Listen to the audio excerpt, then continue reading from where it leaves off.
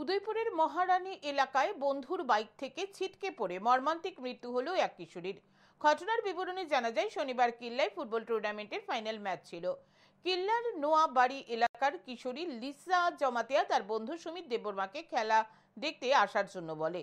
খুন্নুম থেকে সুমিত ও তার বন্ধুরা 3টি বাইকে করে 6 জন কিল্লায় পৌঁছায়।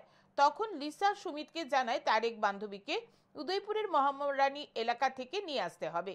যথারীতি সুমিত বাইকে করে লিসাকে নিয়ে মহারানী এলাকায় পৌঁছায়, কিন্তু লিসা তার বান্ধবীকে ফোন করলে বান্ধবী ফোন রিসিভ করেনি।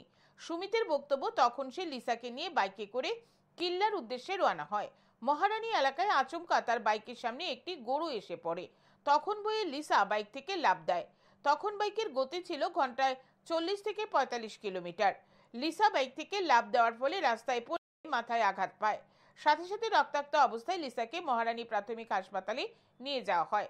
সেখান থেকে লিসাকে গোমতী জেলা হাসপাতালে রেফার করে দেওয়া হয়।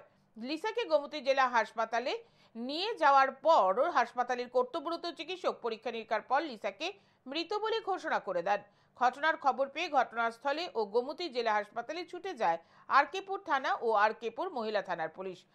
সুমিত দেববর্মাকে আটক করে থানায় নিয়ে যায়। একই সাথে ঘটনাস্থল থেকে বাইকটি উদ্ধার করে মহারানী ফাঁড়িতে নিয়ে যায় পুলিশ। গোটা ঘটনার তদন্তে নেমেছে পুলিশ।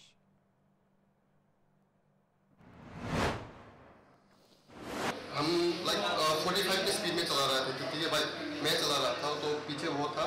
तो अचानक से वो घोड़ा अचानक से वो गाय उठ के आ गया, तो वो डर के मारे पूरा बाइक से जंप कर दिया। तो एक पत्थर था, लाइक पुल जैसा, उस पर जाके लगा।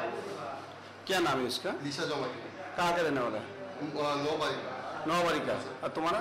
कुमनो। क्या नाम है? सुमित देवबर्मा।